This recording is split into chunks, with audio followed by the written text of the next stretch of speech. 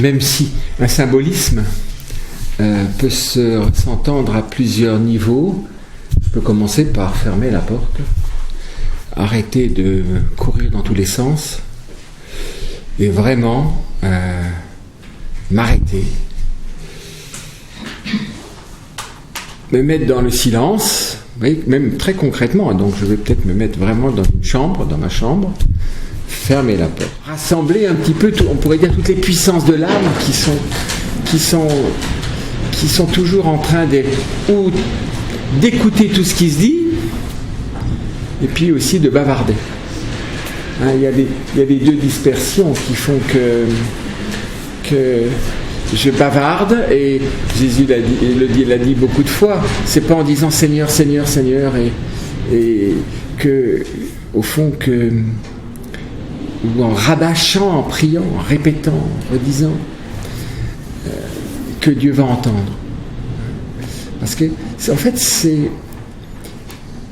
je crois que c'est consentir finalement cette chambre où je ferme la porte à tout ce qui est, vous voyez, des solutions humaines.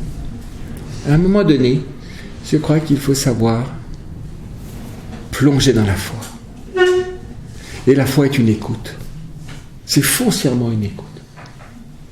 Je ne peux pas dire que je crois et continuer de bavarder, d'argumenter, de me justifier, de dire ici et ça, et si c'était comme ça, et si c'était... Non, la foi est une écoute. Et une écoute, on pourrait dire confiante en Dieu, que Jésus m'a révélé être mon Père. Voilà. Et donc c'est une écoute qui est la position de Marie, de Béthanie. Rappelez-vous, contrairement à Marthe qui s'agite, tu t'inquiètes, tu t'agites pour bien des choses, elle est au pied de Jésus, elle l'écoute. C'est un peu ça qui est très important, ça fait partie d'un des lieux du carême, de la prière. Et la prière, en fait, c'est la respiration de l'âme. Et pour se disposer à la prière, je crois qu'il faut oser, en quelque sorte, se battre avec notre conditionnement humain, qui est tout le temps dans l'agitation, dans la dispersion, dans les paroles, dans la réaction. On me fait ça, je réagis, on me dit quelque chose, je veux répondre. On dit aux enfants, arrête de répondre, mais nous répondons tout le temps. C'est pas une réponse au sens noble du terme, c'est constamment, finalement c'est se justifier. Et on se justifie, et c'est une agitation qui fait qu'il ne peut pas y avoir de prière. Et au fond, est-ce que je consens à donner de mon temps pour Dieu? C'était d'ailleurs dans le passage d'Isaïe d'aujourd'hui, ce fameux sabbat. Est-ce que tu es prêt à vivre le sabbat autrement que comme une obligation de la loi et avec laquelle je vais essayer de tricher autant que je peux? Donc je vais faire officiellement le sabbat, mais enfin je vais continuer de faire mes petites affaires, je vais quand même, je fais quelque chose pour le sabbat, mais au fond, cette journée n'est encore pas donnée au Seigneur. Elle n'est pas la journée du Seigneur. Et ça signifie que le Seigneur n'est pas au cœur de mon désir. Il n'est pas au cœur de ma vie. Ce qui est au cœur de ma vie, c'est tout ce que j'ai à faire.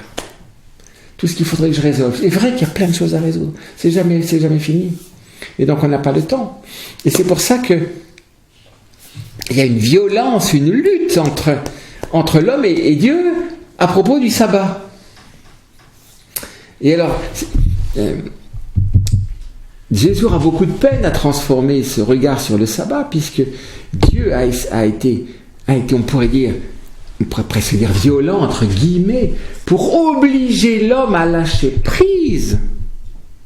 S'il n'est pas capable de donner un jour sur 7 à Dieu, comment va-t-il devenir enfant de Dieu? Comment peut-il devenir ce qu'il est? C'est comme une maman qui rose son gamin parce qu'il s'amuse à traverser la route sans regarder. Il s'amuse. Et il met toujours sa vie en danger. Et ça l'amuse. C'est une sainte colère qui dit, maintenant tu arrêtes. Et Dieu se met en colère quand l'homme n'arrive pas à s'arrêter, à arrêter ses affaires pour s'ouvrir à Dieu, parce que c'est sa vie, Dieu. C'est pour ça qu'après 30 ans de patience, il est venu se mettre en colère dans le temple de Jérusalem. Ils étaient incapables même de laisser ce lieu en dehors du commerce. Donc, c'est l'équivalent. Si je fais du temple une maison de commerce, ça veut dire que je n'arrive pas à mettre un espace à Dieu, et profondément dans mon cœur, parce qu'au fond, je ne me fie pas à Dieu. Et au fond, Dieu n'est pas encore ma vie, il n'est pas encore ma raison de vivre, il n'est pas mon désir, et je n'ose pas m'appuyer sur lui. D'où la colère de Jésus, la grande colère qui renverse les tables des changeurs, les marchands de bœufs, de brebis et de colombes. C'est une sainte colère, c'est une colère libératrice, parce que l'homme est esclave, il n'arrête pas. Il n'arrête pas. Et quand il arrête de travailler, il perd son temps avec des choses qui lui font passer son temps. Donc aujourd'hui, le monde fabrique de ces trucs qui font qu'il y a toujours de moyens de perdre son temps en ayant presque l'impression de faire quelque chose d'utile. Hein, oui, tout l'audiovisuel et le machin, les trucs. Enfin, et de trouver quelques minutes rien que pour Dieu, on dit j'ai pas le temps. Mais quand je dis ça, est-ce que c'est vrai? Et alors, se retirer dans cette chambre, dans ta chambre, et fermer la porte, c'est oser laisser Dieu, donner de nouveau à Dieu sa première place. C'est la place du Père, c'est la place d'un ami. Parce que d'être un ami, il m'en dit de devenir mon ami. Et cet ami que je suis censé devenir, il n'avait pas de temps. Jamais de temps. Et ce manque de temps, il commence, et alors c'est un peu le cœur du message de notre pape François pour ce carême de cette année. Il a un peu centré le message du carême, je ne sais pas si vous l'avez lu, le message du carême pour cette année, c'est vraiment sur l'écoute de la parole de Dieu. Et il montre les conséquences de l'homme qui n'écoute jamais Dieu lui parle. Il ne se met jamais à l'écoute de Dieu. Ne jamais écouter Dieu. C'est comme si je prétends aimer quelqu'un et que jamais je ne l'écoute. Donc, premièrement, je ne trouve jamais du temps. Ensuite, quand il veut me parler, je fais autre chose. Ou quand il me parle, je suis distrait. Ou je lui dis, ça ne m'intéresse pas. C'est pas intéressant. Ah, des fois, les gens se disent ça. Tais-toi, t'es pas intéressant. Ça ne m'intéresse pas, donc ce que tu dis. Je ne regarde même pas que c'est la parole d'un ami, je ne l'écoute pas, ça ne m'intéresse pas. Eh bien, c'est ce que nous faisons avec la parole de Dieu.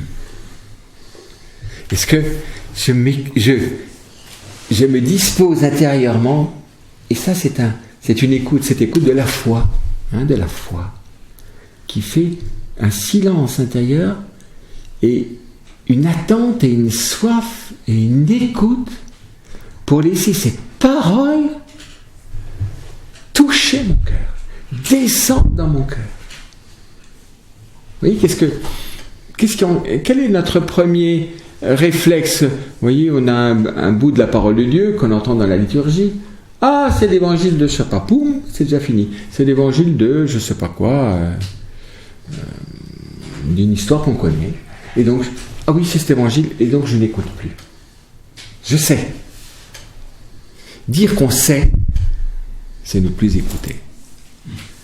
Or, la parole de Dieu, vous savez, on ne se rend pas compte de la grâce que représente le fait de pouvoir savoir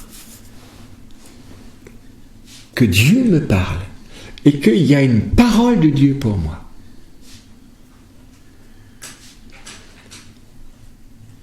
Elle a un prix incroyable. Parce que qui vous dit que c'est la parole de Dieu ? Si quelqu'un vous parle, vous lisez quelque chose, de rien vous pouvez dire que c'est directement la parole de Dieu.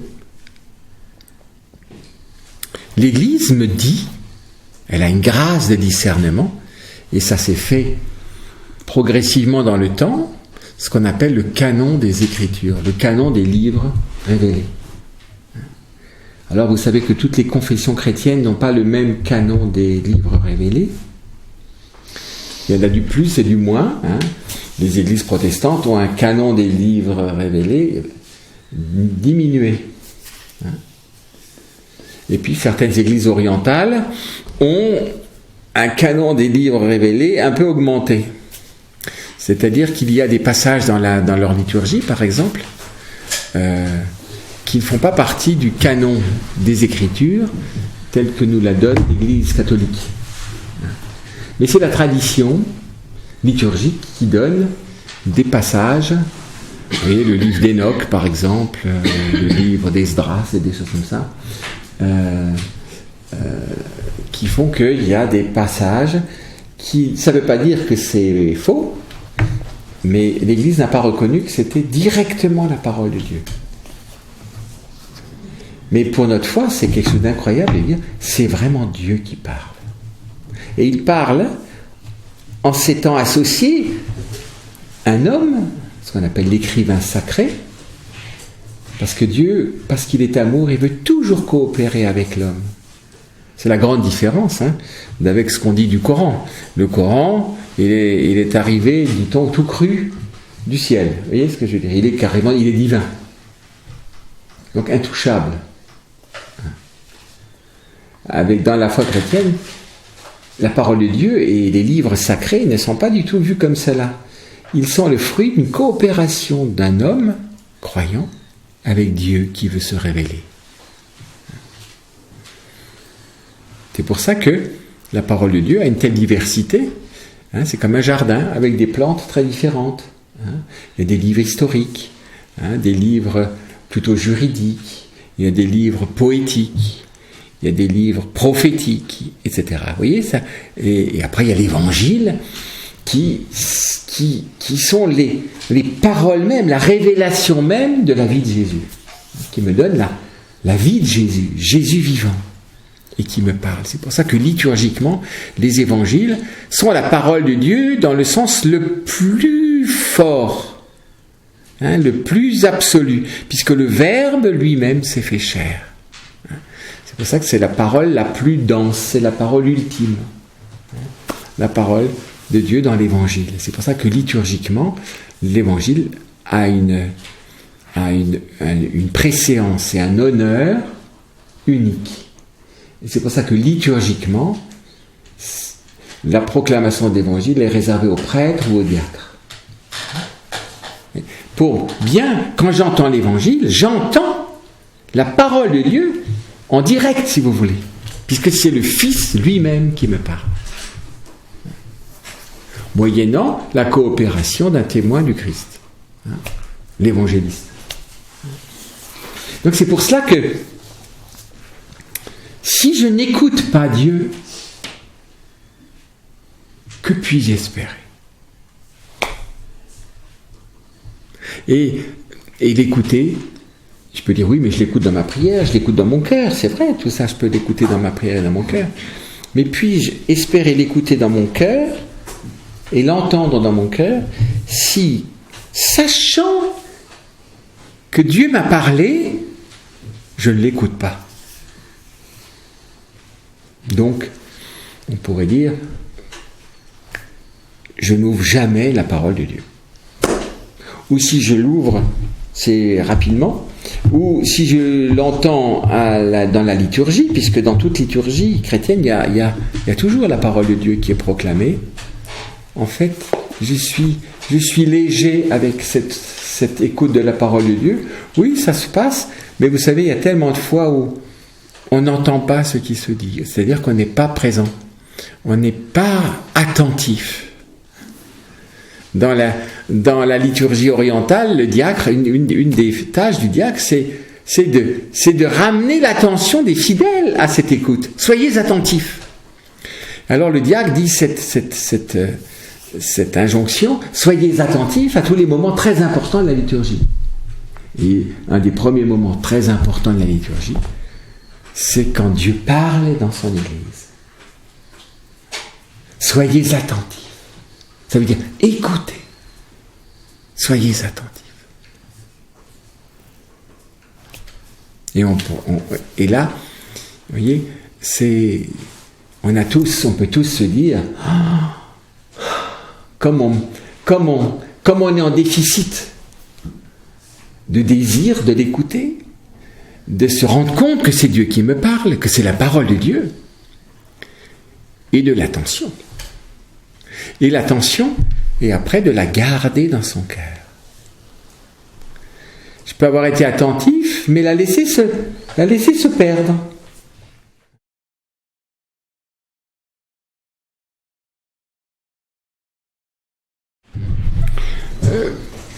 Je dirais que l'oraison, c'est le cœur attentif à Dieu qui s'ouvre à Dieu dans on pourrait dire un dialogue, comme un colloque de celui, comme d'un ami à un ami. Vous voyez, ça présuppose l'avoir écouté. Alors, dans l'écouter, ça peut aider le colloque, mais au fond, la communion intime de notre cœur avec Dieu, c'est ça l'oraison, et même au-delà de la parole. Et souvent, elle est dans le silence. Quand vous êtes avec une personne très aimée, et qu'il y a une communion, en fait,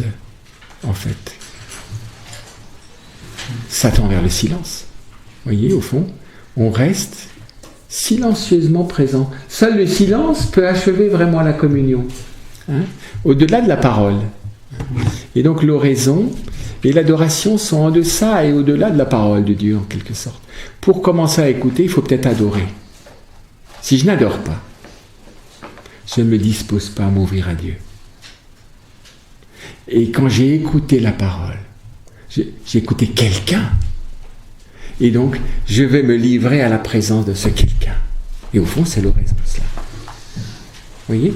C'est pour ça que dans la liturgie aussi, il y a une dimension de disposition qui est d'adoration et de pénitence, d'écoute de la parole, et ensuite cette parole, c'est une parole d'amour, donc cette parole me donne de communier à l'amour même qui se donne. La prière eucharistique, ce qui est le sacrifice d'amour du Christ, c'est l'amour qui se donne. Il ne fait pas que par... Et tout ce qu'il a dit, il le fait. Donc, tout s'achève dans le don, qui est l'autre aspect du message de Carême, puisque l'amour est don. Et cette parole d'amour qui va m'ouvrir, cette parole de lumière qui va m'ouvrir à l'amour, va m'ouvrir au don à Dieu dans la prière, et au don à mon frère, dans la charité fraternelle. Et c'est pour ça qu'il a pris comme trame de ce message cette étonnante parabole du riche et du pauvre Lazare, où l'on voit très bien l'effet, la situation de l'homme qui n'écoute pas Dieu. Le riche, c'est un homme qui n'écoute pas Dieu. Et qui écoute-t-on quand on n'écoute pas Dieu ? Soi-même et les bavardages humains. Et nous bavardons. C'est-à-dire, ça devient une parole toxique. Parce que c'est une parole qui ne transmet pas le don à l'autre, mais transmet moi. Et donc moi, c'est quoi ? C'est mes jugements. C'est mes jugements sur l'autre. Les uns, les autres, et alors tu sais, il est comme ça, il est comme ça, il est comme ça. Et c'est juste l'inverse. Je ne connais pas l'autre, mais je le juge. Je ne sais pas. Et ce sont des paroles qui sollicitent une fausse écoute. Parce que je veux un complice, je veux que quelqu'un écoute ce que je dis. Et les hommes alors, bavardent entre eux, s'écoutent, mais pour savoir des choses qui ne sont sans intérêt, mais ils n'écoutent pas Dieu.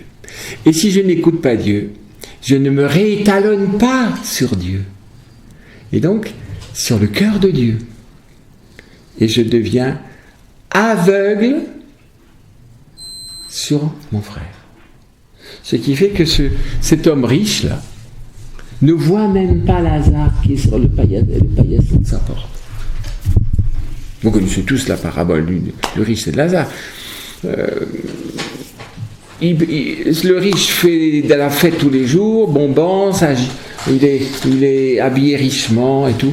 Et devant sa porte, il y a Lazare qui est couvert de plaies, c'est les chiens du riche, là sans doute, ou de la rue, qui viennent lécher les plaies du pauvre Lazare.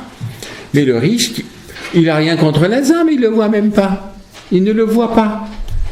Hein? Le pape dit, Lazare nous apprend que l'autre est un don. Toute personne est un don. Or, l'homme qui n'écoute pas Dieu ne voit même pas l'autre. On ne peut même pas dire que cet homme avait quelque chose contre Lazare, mais il ne le voyait pas. Il n'a pas vu qu'il était en détresse. Il n'a pas vu que c'était les chiens qui s'occupaient de Lazare. C'est eux qui, par leur salive, faisaient les pansements, etc. Que Lazare était malade, il n'avait pas de quoi manger, il avait froid. Et alors il dit, dans l'Évangile, celui qui a un nom, c'est le pauvre. Mais l'Évangile, ce riche n'a pas de nom. C'est comme anonyme. Qui montre bien qu'en fait, il n'est pas vraiment d'une certaine manière une personne. Et en plus de ça, le fait que le riche n'ait pas de nom, qu'est-ce que ça pourrait dire ? Eh bien que c'est nous. C'est nous. C'est pas une question seulement de sous. C'est une question d'état d'esprit. Hein, c'est de vivre pour soi en fait. C'est de vivre dans la préoccupation de soi. Il y a deux qui n'ont pas de nom. Il y a le riche, il n'a pas de nom. Et le disciple bien-aimé non plus, il n'a pas de nom. Parce que nous sommes tous invités à devenir un disciple bien-aimé. Chacun peut devenir un disciple bien-aimé. Et si le riche n'a pas de nom, chacun doit se demander s'il n'est pas ce riche qui en fait est préoccupé de lui, qui est aveuglé, qui n'entend pas, qui ne comprend pas, qui ne voit pas. Il est clos sur lui-même. Or, je disais à l'homélie que l'homme n'est pas fait pour être clos sur lui-même. Même toute notre morphologie, c'est tout autre chose, c'est tout sauf d'être clos sur nous-mêmes. On dit que tous les autres vivants, c'est comme un champ clos. C'est une espèce...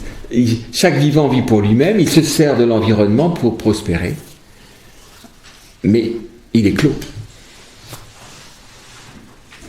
Même le chien qui paraît très ouvert, vous voyez, il s'occupe de Lazare, mais qu'est-ce qu'il fait ? Il est clos sur lui parce qu'il a des besoins affectifs. Alors, il paraît plus fidèle que nous, mais il y a une ouverture, ça ressemble à une ouverture parce qu'il a un besoin, et donc il attend de l'homme, il sollicite l'homme pour qu'il ait un peu ce qu'il attend, un peu d'amour, quoi, enfin un peu de caresse, de la nourriture. Souvent c'est tellement désintéressé que une fois qu'il a reçu ce qu'il voulait, vous ne l'intéressez plus tellement. Mais ça, c'est comme une image d'être ouvert, vous voyez ce que je veux dire. Mais même lui, il est clos. Il est clos. Mais l'homme n'est pas clos. Et c'est ça, la morphologie très très particulière de l'homme. Nous ne sommes pas faits pour être clos. Nous sommes faits pour Nous sommes les seuls capables à contempler le ciel. Regardez, parmi les vivants, mais même les girafes, elles sont en haut pour regarder en bas. Ou quand elles sont là, elles regardent des branches qu'elles viennent ranger, mais elles ne regardent jamais le ciel. Jamais elles ne regardent le ciel pour le ciel. Vous n'avez jamais vu un animal contempler le ciel? Jamais. Si vous en trouvez un, vous me l'amenez. Non. Et c'est pour ça que c'est beau, parce que c'est l'homme qui donne l'axe de l'univers. Vous voyez, le ciel en haut, la tête en haut. Les arbres qui sont aussi verticaux, ils sont à l'envers. On pourrait dire ils ont la tête en bas. Là où il y a la bouche, c'est là où est la tête. Ils ont la tête en bas, ils ont les pieds en haut. Le monde aujourd'hui met l'homme la tête en bas et les pieds en haut. Et à l'envers. C'est-à-dire qu'il vit pour la terre, se nourrit de la terre, attend de la terre, tout ça, c'est comme manger de la terre. Ça devient comme une plante. Je cherche, c'est la terre. Or, ma tête n'est pas dans le sens de la terre, elle est dans le sens du ciel. Et bien sûr, tout nous dispose à nous ouvrir. C'est pour ça que la crucifixion est une horreur en soi, mais en même temps, en crucifiant Jésus, sans le savoir, ils ont manifesté l'ouverture absolue du cœur du Christ, qui est la miséricorde même de Dieu pour les hommes. Donc totalement ouvert. Tout ouvert. Hein? Donc le fait que le riche n'a pas de nom doit nous inquiéter un peu en disant nous sommes tous un peu ce riche, aveugle. Pas toujours de mauvaise volonté comme tel, mais aveugle, sourd.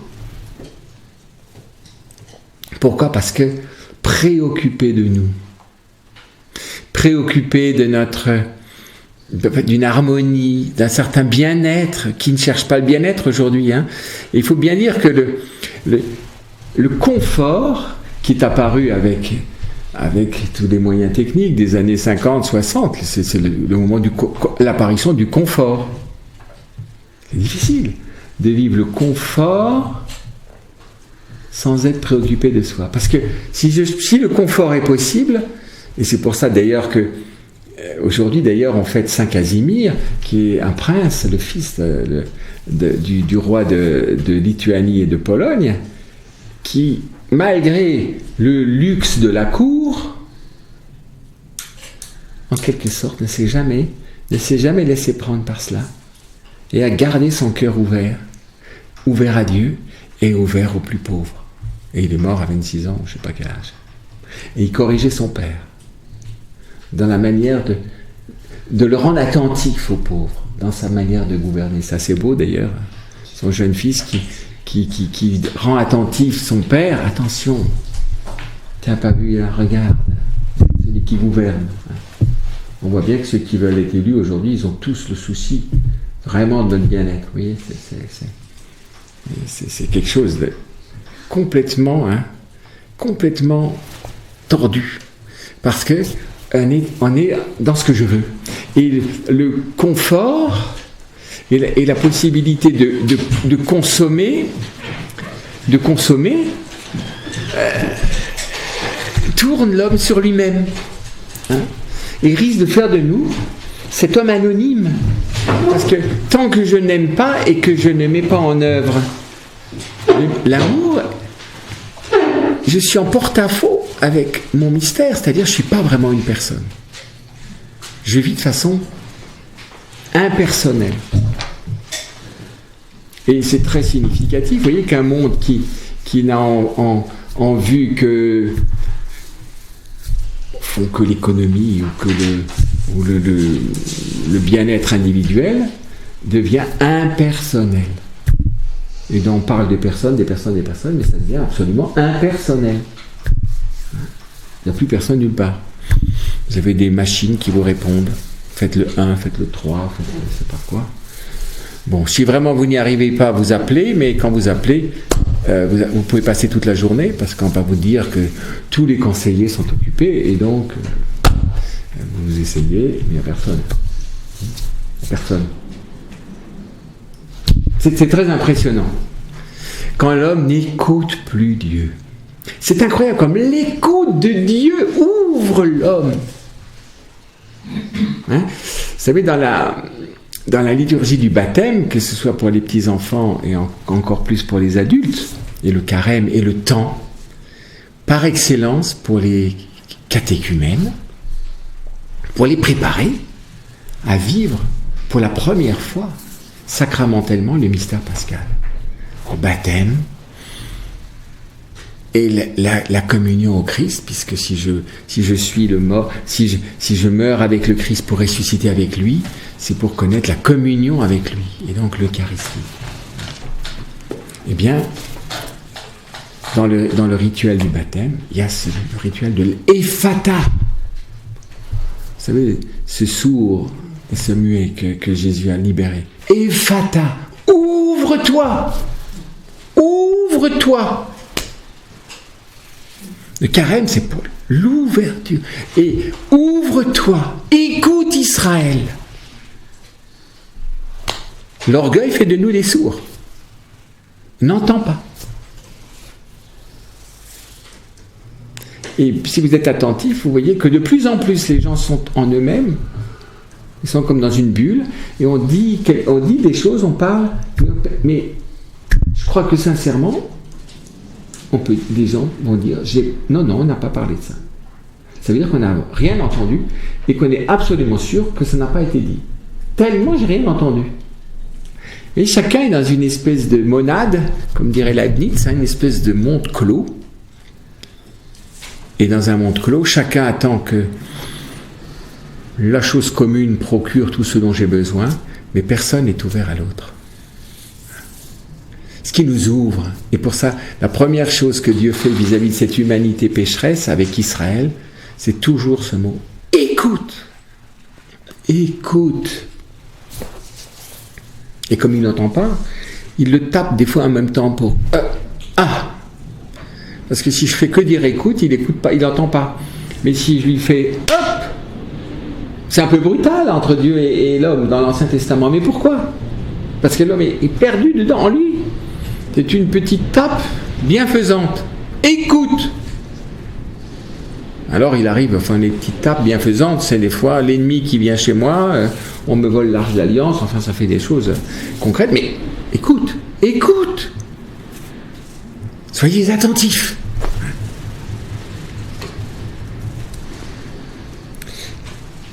Donc, le pauvre est décrit dans cette parabole et dit le peuple de façon très détaillée, et par son nom, Lazare. Et il se trouve dans une situation de misère absolue, une situation désespérée. Et il ne peut pas se relever. Il gît devant la porte du riche, mange les miettes qui tombent de sa table. Son corps est couvert de plaies que les chiens viennent lécher. C'est le tableau de l'homme avili et humilié.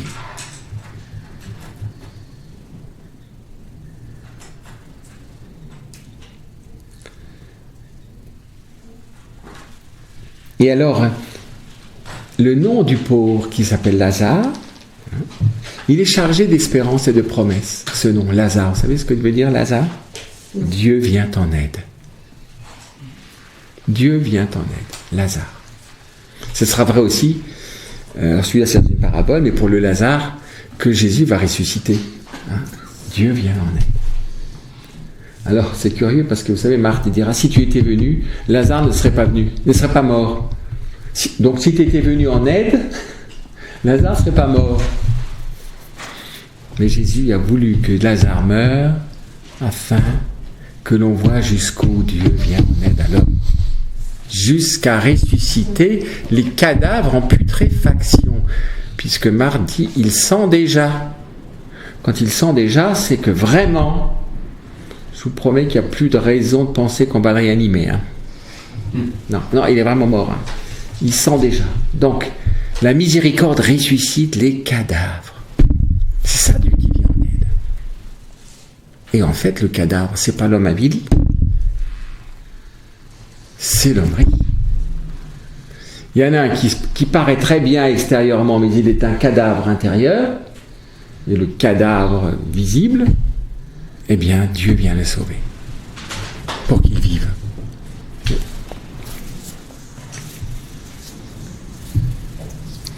Alors, ainsi, ce personnage ne reste pas anonyme, mais il possède des traits bien précis. Ça montre comment Dieu regarde le pauvre. C'est quelqu'un, c'est pas les pauvres, c'est toi, Lazare. Il se présente comme un individu avec son histoire personnelle. C'est pas en général, c'est pas en gros. Bien qu'il soit comme invisible aux yeux du riche, il nous apparaît connu et presque familier. Il devient un visage et comme tel un don, une richesse inestimable, un être voulu, aimé, dont Dieu se souvient, même si sa condition concrète est celle d'un déchet humain. Il va loin. Vous savez, il parle tout le temps de la culture du déchet, du jetable. On pourrait dire, ça va tellement loin que l'être humain devient du jetable.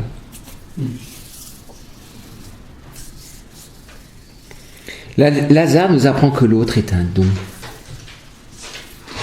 La première invitation que nous adresse cette parabole, c'est d'ouvrir la porte de notre cœur. Oui, d'un côté, il faut fermer la porte pour prier. Et là, ouvrir la porte de notre cœur à l'autre. Car toute personne est un don. Le carême est un temps propice pour ouvrir la porte à ceux qui sont dans le besoin et reconnaître en eux le visage du Christ. Alors ça, il y a une sainte prophétique de la conversion de l'Église que nous avons eu la chance de connaître tous. C'est Mère Teresa. Parce que Mère Teresa, c'est une sainte prophétique de la conversion de l'Église, où vraiment elle entend et voit le Christ dans sa soif d'amour, dans le pauvre des pauvres, dans le plus pauvre des pauvres. Le plus pauvre des pauvres. Leur mission, c'est vraiment d'aller vers les plus pauvres des pauvres. Et le Christ s'est fait le plus pauvre des pauvres. Ce que saint Paul dit dans l'hymne aux Philippiens. Lui qui était de condition divine, ne retint pas jalousement le rang qu'il égalait à Dieu. Comme l'a essayé de faire le jeune Casimir. Lui qui était de condition royale, n'a pas gardé pour lui ces conditions. Mais il s'est fait le plus attentif aux plus pauvres.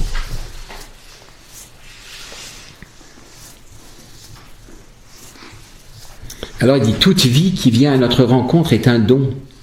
Alors vous voyez le problème de l'embryon et tout ça tout derrière. Vous voyez, quand une société vient se prémunir de... Vous voyez, par rapport... Vous voyez, comment ça s'appelle ça, le délit d'entrave, c'est ça? Le délit d'entrave à l'interruption volontaire de grossesse, c'est un état... Nous sommes dans un état de protection terrible pour pas entendre. Il ne faut surtout pas entendre. Que personne ne parle, s'il vous plaît. Qu'on puisse faire comme on le veut. Que personne ne parle. C'est terrible, c'est une anti-écoute. Et c'est une fermeture. Mais suicidaire de l'homme sur lui-même. C'est pour ça que l'homme est dans une extrême misère quand il a une misère spirituelle. Vous voyez ce que je veux dire? C'est vraiment l'homme riche qui veut pas être dérangé, qui veut pas qu'on entrave. Et c'est une idéologie, vous voyez, c'est une idéologie. Et tout le monde suit. La parole de Dieu nous aide à ouvrir les yeux pour accueillir la vie et l'aimer. Si quelqu'un est ouvert, c'est bien Dieu. Parce que l'acte créateur, quand il a voulu l'homme et le mystère de l'homme, il n'y a pas d'être plus ouvert que Dieu, puisqu'il a voulu dans une gratuité, une plénitude, quelque chose pour sa créature d'incroyable. L'ouvert, c'est bien Dieu. Vous voyez, la Trinité, c'est pas une chose fermée sur elle-même, au contraire. La Trinité est toute ouverte. C'est pas un petit club. Le monde d'aujourd'hui fait des clubs. Dieu est ouvert. Et la trinité des personnes est toute ouverte. Toute ouverte à l'homme. Faisons l'homme à notre image. Faisons l'homme à notre image. Dès les origines. Puis après, selon la très belle icône de Roubloff qui a interprété les 3 visiteurs à Abraham pour essayer de nous rapprocher du mystère de la Trinité, on voit bien que les 3 regardent finalement cette coupe sur l'autel qui est l'agneau, qui est l'homme et l'homme vivant, que va être le Christ, l'homme vivant. Et Dieu ne garde pas sa vie pour lui, mais au contraire, Dieu, l'homme, Jésus, l'homme vivant, va nous donner sa vie pour que nous devenions par lui des hommes vivants, des vrais hommes, des hommes ouverts, mais pas à tout vent. La fausse ouverture de l'agitation et de la dispersion.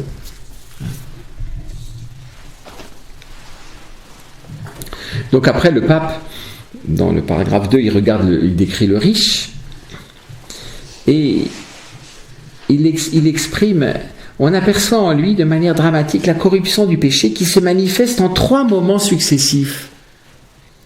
L'amour de l'argent, la vanité et l'orgueil.